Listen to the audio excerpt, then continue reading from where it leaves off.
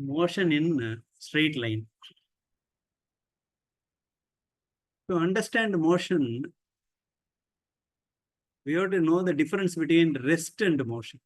Rest and motion. When we can say a particle is on motion, with respect to reference, suppose I am standing on a ground, some bus is moving. So I can say that bus is on motion. Suppose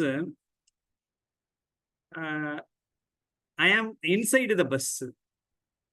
Then if I take bus as reference, இப்போ பஸ்ஸை வந்து நம்ம ரெஃபரன்ஸாக எடுத்துக்கிட்டோம்னு வச்சுக்கோங்க, அப்போ வந்து with respect to me no motion. So அப்போ வந்து நம்ம எதை ரெஃபரன்ஸாக எடுத்துக்கிறோம் அப்படின்றத பொறுத்து தான் மோஷன். இப்போ ஃபார் எக்ஸாம்பிள் எக்ஸ்ன்னு ஒரு ஆப்ஜெக்ட் இருக்கு, ஒய்ன்னு ஒரு ஆப்ஜெக்ட் இருக்கு, ரெண்டுமே மூவ் ஆகிட்டு இருக்கு. இப்போ எக்ஸ் எப்படி மூவ் ஆகிட்டு இருக்கு, ஒய் வந்து moving in the opposite direction. So suppose this is moving at 40 kilometer per hour. This is moving at 30 kilometer per hour. I am standing here. So with respect to me, this x is moving at the rate of 40 kilometer per hour. With respect to me, towards left. Similarly, I can say that this y is moving towards right at the speed of 30 kilometer per hour. With respect to x, the speed of y is, because we are taking x as a rest. If you consider with respect to x means, the speed of y is 30 plus 40, 70 kilometers per hour. It may not be, you may not be able to imagine this, but we'll understand later. So with respect to y, if you see this x, that is also 70 kilometers per hour. So depends upon the reference, the speed will be, we can consider. Have you seen the speedometer of moped? நீங்க பைக்ல வந்து speedometer பார்த்துருக்கீங்களா? யாராவது வேலை என்ன unit போட்டிருக்கும் பார்த்துருக்கீங்களா யாராவது? Anybody else? சொல்லுங்க, அன்மியூட் பண்ணிட்டு சொல்லுங்க. சார் என்ன போட்டிருக்கோம்? அந்த கிலோமீட்டர் இதெல்லாம் காட்டுமே சார். அதான்ப்பா, அதுல என்ன யூனிட் என்ன போட்டிருக்கோம் கேட்டேன். Unit kilometre per hour. Kilometre per ஹவர்னு போட்டிருக்கோம். Kilometre per hour. What is the meaning of this? Suppose we are traveling at 40 kilometer per hour, then we can reach in 1 hour 40 kilometers. அப்போ distance எவ்வளோ வருது அப்படின்னா 1 ஹவரில் 40 kilometre வரும். If you travel at 40 kilometre per hour, constant ஸ்பீடில் if you travel at 40 kilometre per hour, then we can reach 40 kilometre in 1 hour. That is the meaning of this velocity. This is speed. If you consider the direction also, then it is called velocity. So what is the difference between speed and velocity? If you travel along with, if you talk the motion in with respect to direction also, then it is called velocity. If you talk only speed, motion, then it is called speed. So here it is moving at plus 30 kilometer per hour. Then it is called velocity. Here, this is moving at minus 40 kilometer per hour. Minus 40 kilometers per hour. So then it is called velocity. So velocity means we have to tell the direction also. If we say simply 40 kilometer per hour, then it is called speed. If we say 30 kilometer per hour, then it is called speed. If we say plus 30 kilometer per hour, because it is moving to its right, x-axis எப்படி வந்து இதுதான positive direction, இது வந்து இது negative direction, இது negative direction, இது positive direction. That's why we are putting this plus 30, we are putting this as minus 40. If they are, suppose I am sitting in this bus, in the X bus, if I see y will moving at the rate of 70 kilometer per hour, because I am in rest, I am inside the bus. If we see that y is moving at 70 kilometers per hour, suppose I am inside this bus, y bus, if I see x, it is moving at minus 40 kilometers, minus 70 kilometers per hour because I am inside y. It means I am taking y as reference. Suppose I am standing outside the center, that is at 0. Then I can say that y is moving at 30 kilometers per hour. X also x moving at 40 kilometers per hour. In other words, y velocity is plus 30 kilometers. X velocity is minus 40 kilometers. That's all. So now you understand the difference between speed and velocity. But this has to be told in terms of coordinates. Present position, suppose I am here, initially I am at 0, 0. After some time, I am at 0, 5. After some time, because I am in motion, that's why after some time, I am at 0, 5 means this coordinate is called Cartesian coordinate. Cartesian coordinate. Here, this x-axis 0, y-axis also 0. That is called origin. Here, the x-coordinate alone is changed because we are traveling along x direction. That's why there is no change in y. Y la ஒன்றும் மாற்றமே இல்லை. X la மட்டும்தான் மாற்றம் இருக்கு. அதனால இந்த coordinate இங்க வந்து என்ன வருது? Again, 5, 0. I did great mistake. X is changed from 0 to 5. There is no change in y. That's why 5, 0. This is called Cartesian coordinate, 2-dimension. So here we are going to study about motion in straight line. That's why we are going to study on 2-dimension only. 3-dimension means x coordinate, y coordinate, and z coordinate. All will be mutually perpendicular. Suppose I am having 3 axes means all will be mutually perpendicular. You can see, suppose I am having a room. In that room, 2 walls are meeting. That is y-axis. 2 walls are meeting. One wall is in front of us. Another wall is in the side of us. These 2 walls are meeting. That is y-axis. This wall and ground are meeting. That line is x-axis. Another wall. This is side wall. Side wall and the ground is meeting. That is z-axis. So this corner of this wall, and this ground, all are meeting at this point. That point is the origin, 0, 0, 0. Suppose a particle is moving in x direction only, then what is the change in coordinate? Here in 3-dimension, we have to write 5, 0, 0. There is no change in y. There is no change in z. That's why 5, 0, 0. Suppose I am traveling along y direction means what is the coordinate, new coordinate? 0, 5, 0. Suppose I am traveling along z direction, then what is the coordinate? 0, 0, 5. This is for 3-dimensional, but we are going to study only linear motion. That's why 2-dimension is sufficient.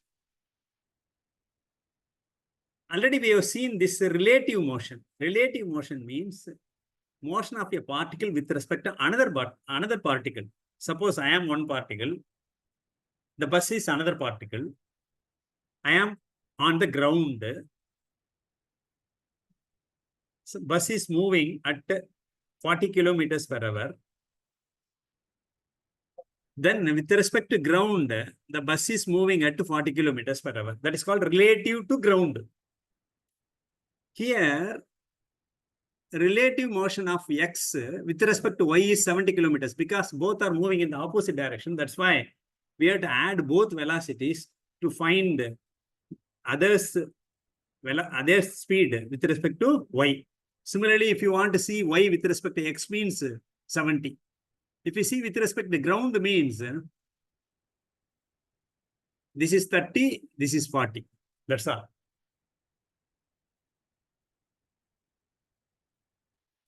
Now, we have to see the difference between displacement and distance. Suppose I am traveling from one point to another point this way. This is X, from X to Y, I am traveling along this path. This is called a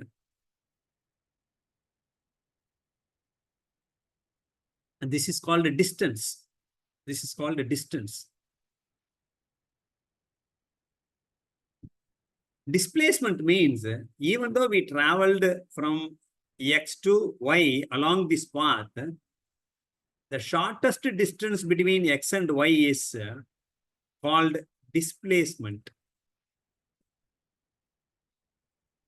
Suppose I am traveling from Pondicherry to Chennai. If you draw a line between Pondicherry and Chennai, suppose I traveled from Pondicherry to Chennai. Now, Pondicherry and Chennai poirukren. The shortest distance is about 100 kilometers. But I traveled to reach Chennai 160 kilometers. 160 kilometers. This 160, 160 பேர் என்ன? Distance. The 100 பேர் என்னன்னா? Displacement. Flight is traveling. Flight path is displacement. Bus path is called a distance. So this way we have to remember. If we are traveling along a flight, in a flight means, then it is called displacement. Suppose we are traveling in a car means, then it is called distance. Suppose we are traveling in a, நம்ம பஸ்ல போறோம் அப்படின்னா அது வந்து distance. Flightல போறோம் அப்படின்னா அது displacement. So the distance between Pondi and Chennai, the shortest distance is 100 kilometers. But the shortest distance is 100 kilometers. That is called a displacement. The traveled path is like this. This is called a distance.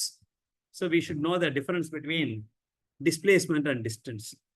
Always displacement is less than or equal to distance. If the displacement is on a straight line, but displacement on the straight line, then it is displacement and distance equal. That's all. If the motion is in a straight line, then displacement and distance equal. இப்போ வந்து நம்ம வந்து ஒரு sum பார்ப்போம். A particle moves 5 meters towards east. Always நீங்க வந்து ஒரு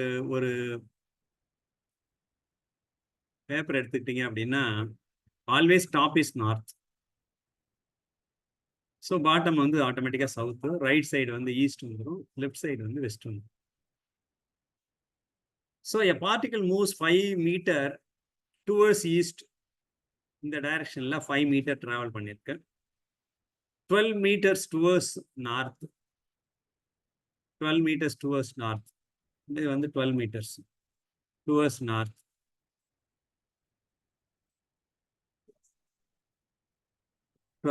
Towards north. Find the displacement and distance covered. Distance covered how much? Distance equal to 5 plus 12. That is equal to 17. But the displacement is, it started here and reached here. Therefore, displacement is this distance. Therefore, distance is 5 plus 12, 17. Displacement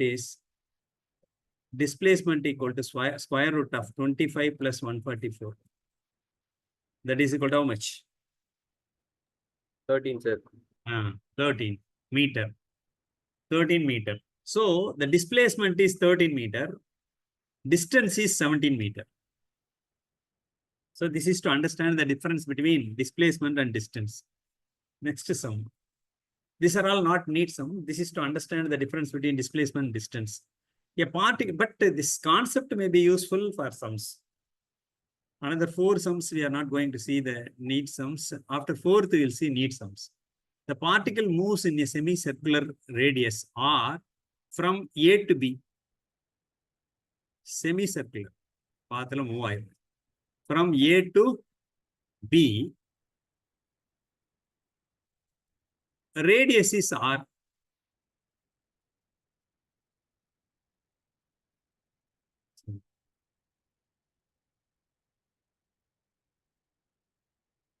Radius is R.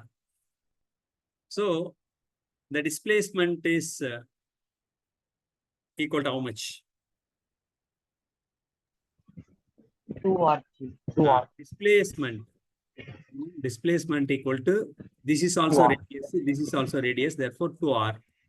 But what is the distance? IR. Distance traveled equal to this distance we have to find. What is the circumference of a circle?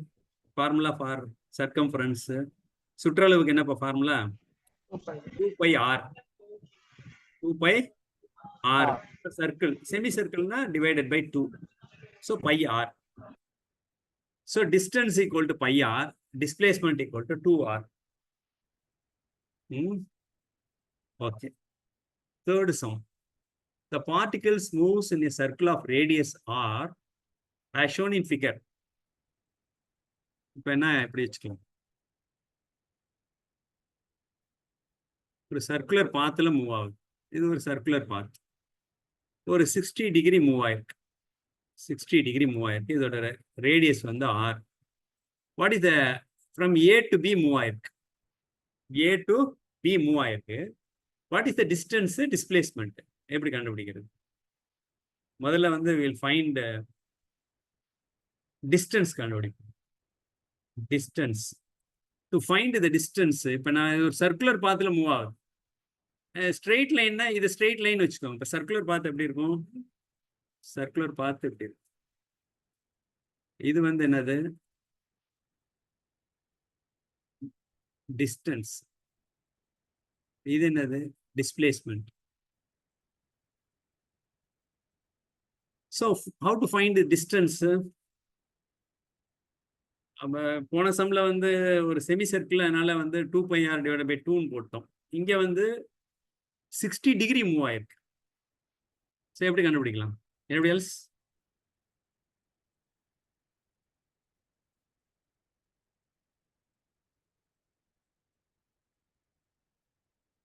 Anybody else?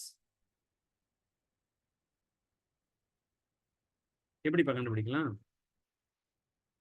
இந்த டிஸ்டன்ஸை கண்டுபிடிக்கணும். சரி, முதல்ல டிஸ்பிளேஸ்மெண்ட்டை கண்டுபிடிப்போம். இப்போ ABA join பண்ணிட்டேன் நான் 60 degree. அப்போ எப்படி இருக்கு அப்படின்னா, இது பார்த்தோம்னா இப்போ இந்த ட்ரையாங்கிள் எடுத்துக்குவோம். ட்ரையாங்கிள் எடுத்துக்கிட்டோம் அப்படின்னா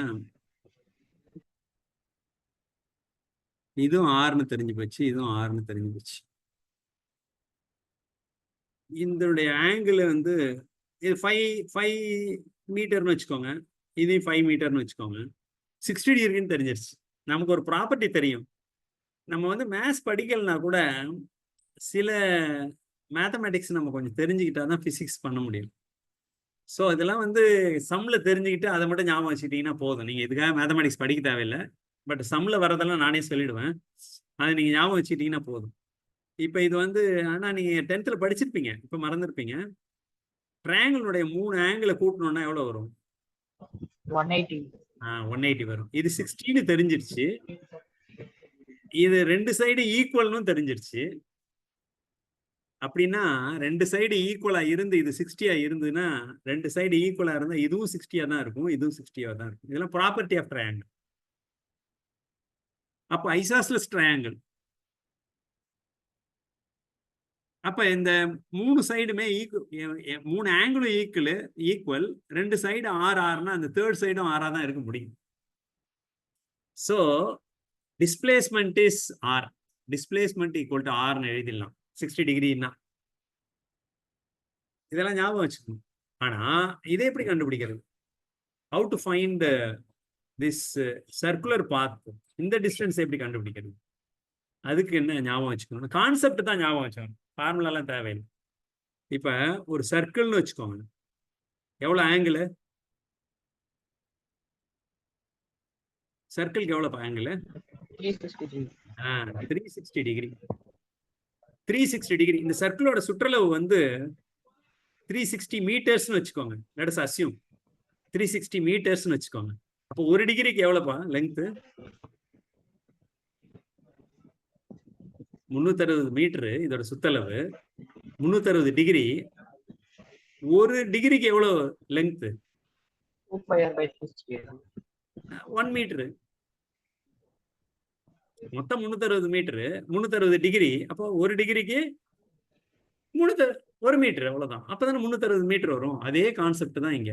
அப்ப டோட்டல் நமக்கு தெரிஞ்சதுன்னா, இந்த சர்க்கிளோட டோட்டல் டிஸ்டன்ஸ், டோட்டல் சர்க்கம்ஃபரன்ஸ் நமக்கு தெரிஞ்சதுன்னா 60 டிகிரி கண்டுபிடிச்சிடலாம். ஒரு டிகிரிக்கு என்ன? 1/360. 60 டிகிரிக்கு 60/360. 60/360 மல்டிப்ளைட் பை சர்க்கிளோட சுற்றளவு என்ன? அதுக்கு என்ன ஃபார்முலா? 2πr. அவ்வளவுதான். அப்ப 60 divided by 360 1/6 multiplied by 2πr. r 1/3 pi r divided by 3. pi r divided by 3. இதான் இதோட length. Distance equal to pi r divided by 3. pi r. r ஓட வேல்யூ எவ்வளவு? 5 மீட்டர். அது சப்ஸ்டிட் பண்ணீங்கன்னா ஒரு வேல்யூ கிடைக்கும் போது. நீட்டை பொறுத்த வரையில் கால்சி நாட் அலவுட். அதனால அவங்க கொடுக்கக்கூடிய நம்பர் எல்லாமே நீங்க ஈஸியா போடுற மாதிரி தான் இருக்கும். நீங்க சம் போடும்போது கால்சி தேவைப்படுற மாதிரி ஒரு சூழ்நிலை வருதுனாலே நீங்க எதை தப்பு பண்ணிருக்கீங்கன்னு அர்த்தம். இப்ப நம்பர்லாம் ஆட்டோமேட்டிக்கா கேன்சல் ஆகிற மாதிரி தான் கொடுத்துருப்போம். ஃபார்முலாவில் ஆட்டோமேட்டிக்கா ஃபார்முலாவில் வரக்கூடிய நம்பர்லாம் கேன்சல் ஆகிற மாதிரி தான் கொடுத்துருப்பாங்க நம்பர். ஏன்னா கால்சி கிடையாது. அதனால நீங்க ஏதோ கால்சி யூஸ் பண்ற மாதிரி ஒரு சூழ்நிலை வருதுனாலே ஏதோ தப்பு பண்ணிருக்கீங்கன்னு அர்த்தம். So we have to stop that sum and we have to go to the next sum. அந்த மாதிரி சூழ்நிலை வந்ததுன்னா சரி. ஆவரேஜ் ஸ்பீடு என்ன ஃபார்முலா? ஸ்பீடுக்கு முதல்ல என்ன ஃபார்முலா? ஸ்பீடுன்னா என்ன? நமக்கு முதல்ல பார்த்தோம். 40 கிலோமீட்டர் ஸ்பீட்ல போனோம்னா 1 மணி நேரத்தில் எவ்வளவு தூரம் போறோம்? 40 கிலோமீட்டர் போறோம். அப்ப 40 கிலோமீட்டர் நம்ம 1 மணி நேரத்தில் போயிருக்கிறோம். Divided by 1 hour. 40 kilometre divided by 1 hour. அப்பதான் நமக்கு என்ன கிடைக்குது? ஸ்பீடு 40 கிலோமீட்டர் பெர் ஹவர் கிடைக்குது. ஸோ அப்போ நியூமரேட்டர் டிஸ்டன்ஸ், டினாமினேட்டர் டைம். அதான் இங்க சொல்றோம். Total distance divided by total time is called speed. அப்போ நீங்க எப்போ ஸ்பீடு கண்டுபிடிக்கணும்னாலும் நியூமரேட்டர்ல டிஸ்டன்ஸும் டினாமினேட்டர்ல டைமும் போட்டீங்கன்னா ஸ்பீடு கிடைச்சிடும். வெலாசிட்டினா என்ன போடணும்? டிஸ்பிளேஸ்மெண்ட் போடணும். Already we have seen the difference between distance and displacement. That's why we know velocity na displacement use பண்ணணும், speed na distance use பண்ணணும். அதான் difference. அதான் length divided by time. length நால எதுல வரும்? மீட்டர், கிலோமீட்டர் இது மாதிரி வரும். டைம்னா என்ன வரலாம்? செகண்ட்ல வரலாம், மினிட்ல வரலாம், அல்லது ஹவர்ல வரலாம். எதுல வேணா வரலாம். Average velocity equal to shortest distance divided by time. Speed na length divided by time. Traveled distance divided by time. Velocity na shortest distance divided by time. இப்போ நம்ம சம் பார்க்கலாம். இந்த ஸ்பீடுக்கும் வெலாசிட்டிக்கும் சம் பார்க்கலாம். ஸ்பீடுனா என்ன? Distance covered divided by time. வெலாசிட்டினா displacement divided by time. இதுதான் formula. ஃபார்முலாலாம் மனப்பாடம் பண்ணக்கூடாது, ஞாபகம் வச்சுக்கணும். கான்செப்டை ஞாபகம் வச்சுட்டு ஃபார்முலா தானா ஞாபகம். ஃபார்முலா படிச்சோம்னா சம் அட்டன் பண்ண முடியாது. பார்ட்டிகல் மூவ்ஸ் இன் ஸ்ட்ரெயிட் லைன்னு சொல்லிட்டாலே டிஸ்பிளேஸ்மெண்ட் ஆல்ரெடி நம்ம பார்த்தோம் முன்னாடி ஒரு இடத்துல. எங்க பார்த்தோம்? Displacement equal to distance if the motion is in straight line நம்ம ஏற்கனவே பார்த்துட்டோம். அதனால இங்க a particle moves in straight line from A to B for the first 30 kilometers. First 30 kilometre இங்க ஸ்டார்ட் பண்றாங்க. ஏன்ற இடத்துல இருந்து ஸ்டார்ட் பண்றாங்க. ஒரு 30 கிலோமீட்டருக்கு ஸ்பீடு 10 கிலோமீட்டர் பெர் ஹவர். நீங்க நாளைக்கு ஸ்பீடா மீட்டர் போய் பாருங்க என்ன யூனிட் இருக்குன்னு. கிலோமீட்டர் பெர் ஹவர்னு இருக்கும். உங்க பைக்ல பாருங்க. Next 60 kilometres. அடுத்த டிஸ்டன்ஸ் எவ்வளவுன்னா B to C 60 கிலோமீட்டர். அங்க என்ன ஸ்பீடுன்னா 20 kilometre per hour. 20 kilometre per hour. Find the average speed and average வெலாசிட்டின்றான். ரெண்டுமே சேமா தான் வரும். ஏன்னு கேட்டா இங்க டிஸ்பிளேஸ்மெண்ட் ஈக்குவல் டு டிஸ்டன்ஸ். அதனால ரெண்டுத்துக்கும் ஒரே ஆன்சர் தான். ஏதாவது டைரக்ஷன் மாறி இருந்தாதான் என்ன மாறும்? வெலாசிட்டி மாறும். டைரக்ஷன் மாறல. A particle moves in straight line from A to B for the first 30 kilometer. Sorry A to B. A to B. A to B. ஏலேருந்து பிக்கு போகுது. First 30 kilometre with speed of 10 kilometre per hour. இந்த next 60 kilometre with speed of 20 kilometre per hour. Find the average speed and average வெலாசிட்டின்னு கேட்குறோம். என்னென்ன வேணும்? முதல்ல நம்ம ஸ்பீடு கண்டுபிடிச்சிடும், அப்புறமா வெலாசிட்டி பற்றி பார்த்துக்கலாம். ஸ்பீடு ஈக்குவல் டு என்ன? Distance divided by time, hour. இங்கே கிலோமீட்டர் பெர் ஹவரில் கொடுத்துருக்கறதுனால டைம் வேணும். டைம் இன் ஹவர் வரும். டிஸ்டன்ஸ் எவ்வளவு தெரியும் நமக்கு. முதல்ல வந்து 30 கிலோமீட்டரு ப்ளஸ் அப்புறம் ஒரு 60 kilometres. That's why 90 kilometre distance கிடச்சிருச்சு. ஆனால் டைம் தெரியாது. இந்த டைத்தை இன்டைரக்டாக கொடுத்துருக்குறாங்க. எப்படி கொடுத்துருக்காங்கன்னா, முதல்ல வந்து 30 கிலோமீட்டர் வந்து 10 கிலோமீட்டர் பெர் ஹவரில் போகுது. அடுத்த 60 கிலோமீட்டர் 20 கிலோமீட்டர் பெர் ஹவரில் போகுது. இதை வச்சு நம்ம இந்த ஹவரை கண்டுபிடிக்கணும். நம்ம ஏற்கனவே பார்த்தோம், 40 கிலோமீட்டர் வேகத்தில் 1 மணி நேரம் போனால் 40 கிலோமீட்டர் தூரம் போகும். அப்போ இது 10 கிலோமீட்டர் பெர் ஹவரில் போகுது அப்படின்னா மனக்கணக்காகவே போட்டுடலாம். 10 கிலோமீட்டர் பெர் ஹவர்னா 30 கிலோமீட்டர் போகிறதுக்கு எவ்வளோ நாடி ஆகும்? 3 ஹவர்ஸ் ஆகும். 20 கிலோமீட்டர் பெர் ஹவரில் போகுது. அப்போ 60 கிலோமீட்டர் போகிறதுக்கும் 3 ஹவர்ஸ் ஆகும். அப்படியே போட்டுடலாம். ஆனால் நீங்கள் கண்டுபிடிக்கணும்னா என்ன பண்ணணும்? இதை வந்து T1 வச்சுக்கலாம், இதை வந்து T2 வச்சுக்கலாம். T1 ஈக்குவல் டு என்ன? டைம் வேணும். டைம் வேணும். அப்ப டிஸ்டன்ஸ் டிவைடட் பை ஸ்பீடு, அதுதான் டைம். ஏன்னா ஸ்பீடு ஈக்குவல் டு என்ன? Speed equal to distance divided by time. அப்ப இதை இங்கே கொண்டு வந்துருங்க, இதை இங்கே கொண்டு போயிடுங்க. கொண்டு போயிட்டீங்கன்னா distance divided by speed equal to T1. அப்போ வந்து டிஸ்டன்ஸ் எவ்வளவு? 30 divided by speed 10. 30 by 10 equal to 3 hours. இது நம்ம கான்செப்ட்லேயே புரிஞ்சுக்கலாம். 10 கிலோமீட்டர் பெர் ஹவர்னா 30 கிலோமீட்டர் போகிறதுக்கு 3 மணி நேரம். 20 கிலோமீட்டர் பெர் ஹவர்னா 60 கிலோமீட்டர் போகிறதுக்கு 3 மணி நேரம். இதையும் நீங்கள் இப்படி கண்டுபிடிச்சிக்கலாம். 60 டிவைடட் பை 20 போட்டிங்கனாலும் 3 ஹவர்ஸ் வந்துடும். அப்போ total time is T1 plus T2, that is equal to 3 plus 3, 3 plus 3, that is equal to 90 divided by 6.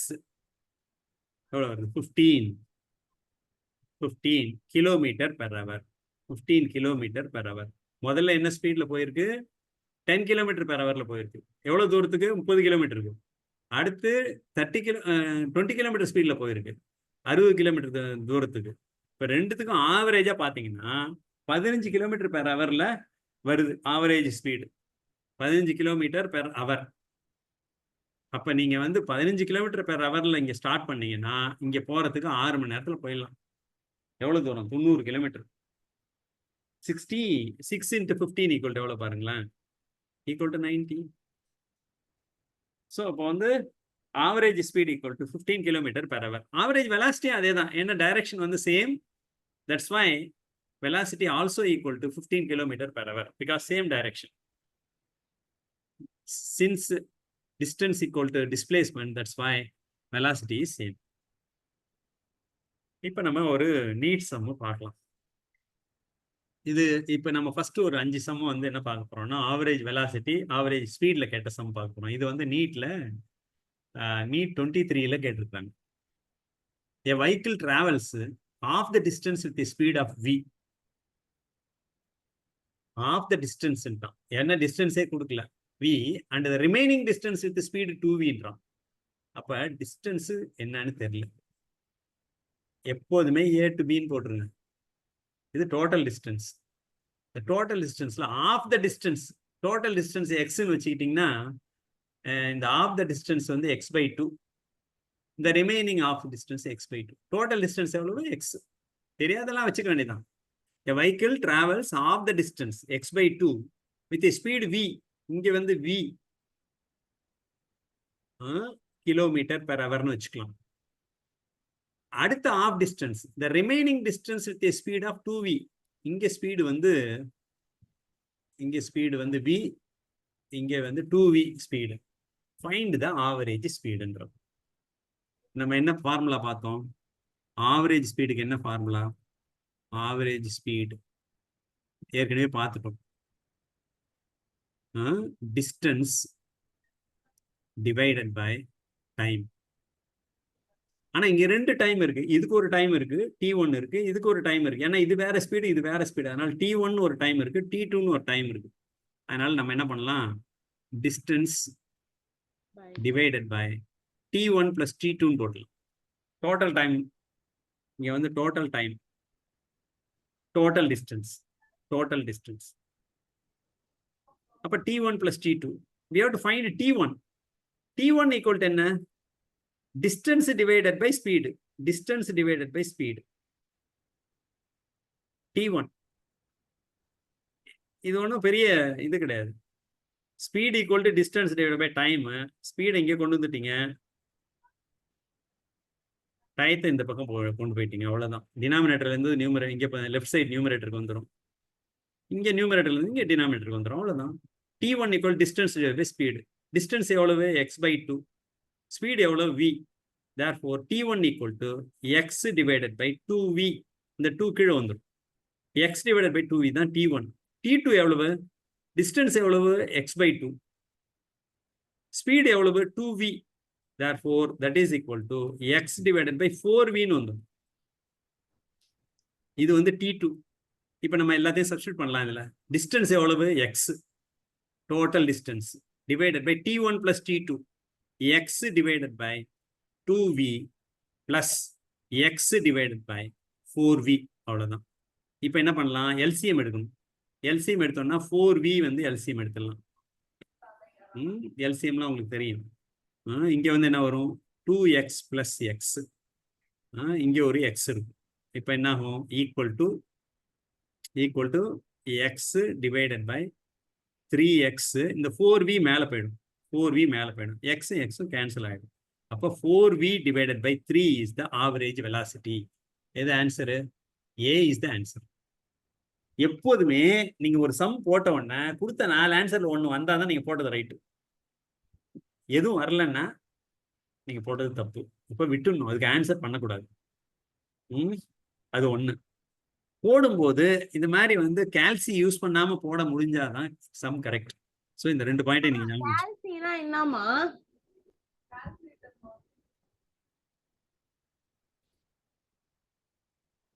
Particle. அடுத்த சம். இந்த சம்ல ஏதாவது டவுட் இருக்கா? அன்மியூட் பண்ணி சொல்லலாம். இல்ல சார். மெயின்ஸ் 2011. அதுல வந்து a particle covers half of its total distance. இப்போ இதுல ஒரு முக்கியமான பாயிண்ட் சொல்ல விட்டுட்டேன். உங்க ஆன்சர்ல வந்து நீங்க அசியூம் பண்ண எதுவுமே வரக்கூடாது. நீங்க என்னென்ன அசியூம் பண்ணீங்க பாருங்க. x/2ன்றது நீங்களா அசியூம் பண்ணிட்டீங்க. டோட்டல் டிஸ்டன்ஸ் x நீங்க அசியூம் பண்ணிட்டீங்க.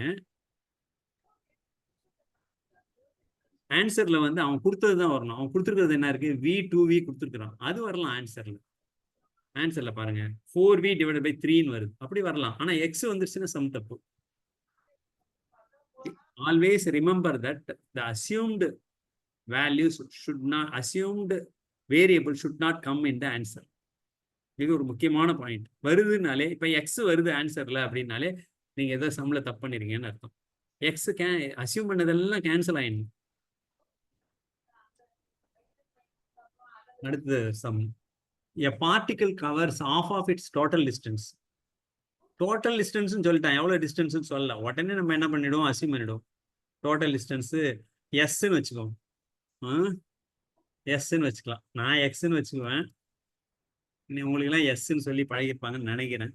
இல்லை எஸ்ன்னு வச்சுக்கோ. Total distance S with speed v1. இந்த particle covers half of its total distance. half of distance. Total distance S. அப்போ இங்கே வந்து s/2, இங்கே ஒரு s/2. சரி. half of distance with v1. இங்கே வந்து வெலாசிட்டி வந்து ஸ்பீடு வந்து v1 கிலோமீட்டர் பெர் ஹவர்னு வச்சுக்கலாம். Kilometre per hour. with and the rest of the distance with speed v2. இது வந்து v2ன்ற ஸ்பீட்ல வருது. இந்த average speed during complete journey. அதே சம் தான், நீங்களே போடலாம். இது அதே சம் தான், பட் அங்க v2vன்னு கொடுத்தா இங்க v1 v2ன்னு கொடுத்துருக்காங்க. அதான் டிஃபரன்ஸ். நீங்களே சால்வ் பண்ணலாம். அப்ப என்னது ஃபார்முலா? ஆவரேஜ் ஸ்பீடு தான் கேட்குறோம். Average speed equal to distance divided by time. That is equal to distance வந்து என்ன அசியூம் பண்ணியிருக்கிறோம், எஸ்ன்னு அசியூம் பண்ணியிருக்கிறோம். டைம் வந்து இங்கே இதுக்கு ஒரு டைம் வரும் T1 வரும், இதுக்கு ஒரு டைம் வரும் T2 வரும். அதனால நம்ம என்ன பண்ணலாம், டோட்டல் டைம் வந்து T1 + T2 எழுதலாம். T1 T2 தெரியாது, T1 கண்டுபிடிக்கணும். T1 ஈக்குவல் டு என்ன, distance divided by s/2 divided by velocity v1, that is equal s divided by 2v1. T2 equal to என்ன, distance எவ்வளவு, s/2 divided by v2, that is equal to s divided by 2v2. அப்ப இங்க substitute பண்ணிடலாமே, s divided by 2v1 plus s divided by 2v2. That's all. இப்ப LCM வந்து என்ன வரும், LCM வந்து இங்கே s divided by whole divided by 2v1 v2. இங்க வந்து v2 இல்ல, அதனால இங்க வந்து v2s plus இங்க வந்து v1 இல்ல, அதனால v1s. அப்ப என்ன வந்துரும், இந்த இது நியூமரேட்டர் போயிடுமா, denominator of denominator is numerator. ஞாபகம் வச்சுக்கணும், denominator of denominator, இது வந்து denominator. எதோட டினாமினேட்டர், டினாமினேட்டரோட denominator, it should come to numerator. அப்போ வந்து என்ன வரும், 2 times s v1 v2 divided by, இந்த s வெளியில் எடுத்துடலாம், ரெண்டுத்துலையும் s இருக்கு, s into v1 plus v2, s getting cancelled. Therefore 2v1 v2 divided by v1 plus v2 எங்க இருக்கு, இதோ இருக்கு, 2v1 v2 divided by v1 plus v2. C is the answer. A car moves from x to y with a uniform speed of vu and returns to x with a uniform speed of v2. டே என்ன எழுதியிருக்கானோ அதுக்கு அப்படியே படம் போட்டுருந்தோம் எப்போதுமே. A car moves from x, xல இருந்து move ஆகுதுன்றான், to y, எங்க போகுதுன்றான், y போகுதுன்றான், with a uniform speed of vu and returns to x, திரும்ப xக்கே வந்துடுது, with a uniform speed of, இப்படி vu, இப்படி வந்து vd, ரைட், ரிட்டர்ன் வந்து vd. Average speed for this round trip is, இதோட average speed என்ன அப்படின்னு கேட்குறான். டிஸ்டன்ஸ் வந்து எவ்வளவு, எஸ், போக்குள்ள ஒரு எஸ், வரக்குள்ள ஒரு எஸ், 2s. அப்ப average speed equal to distance divided by time. அப்ப தட் இஸ் ஈக்குவல், டிஸ்டன்ஸ் எவ்வளவு, s plus s divided by time, போக்குள்ள ஒரு டைம், வரக்குள்ள ஒரு டைம். போறதுக்கு என்ன டைம்னு பார்ப்போம். T1 equal to, போக்குள்ள என்ன ஸ்பீடுனா vuன்ற ஸ்பீட்ல போகுது, அப்ப distance s divided by vu. வரும்போது என்ன ஸ்பீடு அப்படின்னா vd, அப்வர்டு டவுன்வர்டு, அப்வர்டுக்கு u போட்டுக்கிறோம், டவுன்வர்டுக்கு d போட்டுக்கிறோம். அதே டிஸ்டன்ஸ் s தான், ஆனா எவ்வளவு வருது, vd, அவ்வளவுதான். அப்ப s plus s 2s போட்டுக்கலாம், divided by T1 equal to s divided by vu plus s divided by vd. அப்ப LCM எடுத்தா என்ன வரும், vu vd, இங்க வந்து s multiplied by vd plus s multiplied by vu, 2s வந்து நியூமரேட்டர்ல. அப்ப 2s multiplied by, denominator of denominator is numerator, vd vu, இது u, divided by s வெளியில எடுத்துடலாம், vd plus vu, இந்த s getting cancelled, 2 vd vu divided by vd plus vu, d is the answer, d is the answer.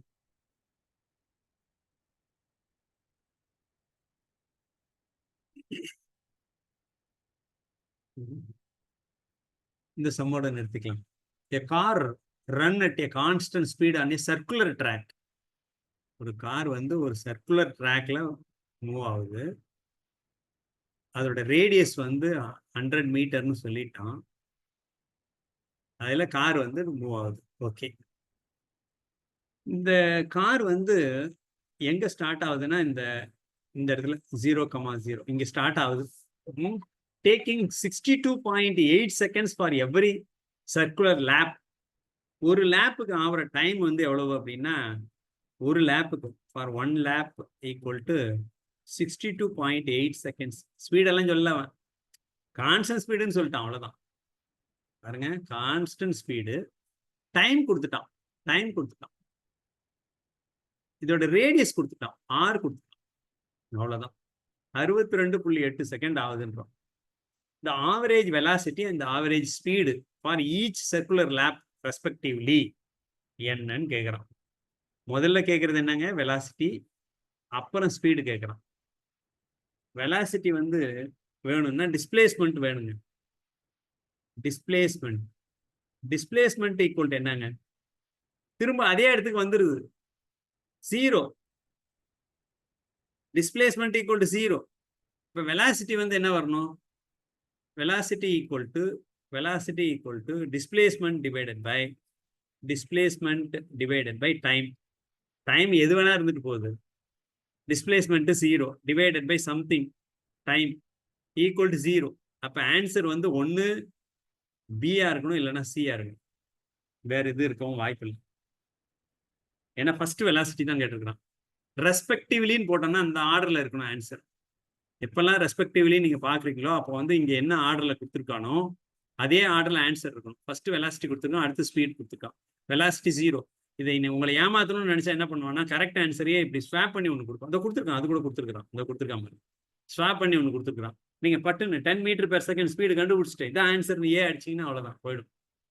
So respectively கொடுத்தாலே என்ன ஆர்டர்ல கொடுத்துருக்குறானோ அந்த ஆர்டர்ல ஆன்சரும் இருக்கணும். அப்போ ஃபர்ஸ்ட் வெலாசிட்டி, அடுத்து ஸ்பீடு. வெலாசிட்டி 0ன்னு தெரிஞ்சு போச்சு. இப்போ ஆன்சர் ஒன்று பியா இருக்கணும், இல்லை சியா இருக்கணும். இந்த சம் போடவே தேவையில்லை. ஏன்னு வச்சுக்கோங்க, இதுல 0 இல்லை, இதுலேயும் 0 இல்லை. அப்போ இது ரெண்டும் கிடையாது. அப்போ இது வந்து வெலாசிட்டி, ஸ்பீடு வந்து கண்டிப்பாக 0 வராது. அப்போ சி தான் ஆன்சர், தெரிஞ்சு போச்சு பாருங்க. இருந்தாலும் நம்ம வெரிஃபை பண்ணுவோம். ஸ்பீடு ஈக்குவல் டு என்ன, speed equal to distance divided by time. Time கொடுத்துட்டான், எவ்வளவு பாருங்க, 62.8. டிஸ்டன்ஸ் வந்து என்னன்னா சர்க்குலர்னு சொல்லிட்டான், ரேடியஸ் கொடுத்துட்டான், 2πr தான் டிஸ்டன்ஸ். 2πr வந்து எவ்வளோங்க, 100ன்னு கொடுத்துட்டான். இப்போ எப்படி நான் போடுறது அப்படின்னா, நான் ஏற்கனவே சொன்னேன், எப்பெல்லாம் கால்சி தேவையில்லையோ அப்பெல்லாம் அவன் வந்து சம் வந்து ஈஸியா ஸ்ட்ரைக் அவுட் பண்ற மாதிரி தான் கொடுப்போம் ஃபார்முலாவில். அப்போ அந்த பைக்கும் இதுக்கும் ஒரு ரிலேஷன் இருக்கு. பை என்னங்க, 2 × 3.14. அதோட 2 மடங்கு பாருங்க, 6.28. அதனால தான் அவன் 62.8 செகண்ட்ஸ்ன்னு கொடுத்துருக்குறான். இன்ட்டு 100, 100ல் அப்போ இருக்குன்னா அது 314 ஆகிடும். Into 100 divided by 62.8. 2 × 31, 10ஆல் பெருக்கிடுங்க, 31.4 × 10. 100 வந்து 10 × 10 போட்டு அப்படி எழுதிக்கலாமா, 62.8. இதை அடிச்சிங்கன்னா 2 கிடைச்சிடும். இந்த 2 கேன்சல் ஆகிடும். therefore 10 is the answer. So எப்போதுமே நீட் எக்ஸாமில் சம்முக்கு கால்குலேஷன் தேவையே படாது. ஏன்னா 62.8 8 கொடுத்துருக்குறாங்க அப்படின்னு யோசிக்கக்கூடாது. அது போடுறது கஷ்டம்னு நினைக்கக்கூடாது. ஏன்னா π = 3.14 அதோட மல்டிப்ளா தான் இதை கொடுத்துருக்குறாங்க. ஸோ ஆட்டோமேட்டிக்கலாக 3.14னா 20 டைம்ஸ் வரும்.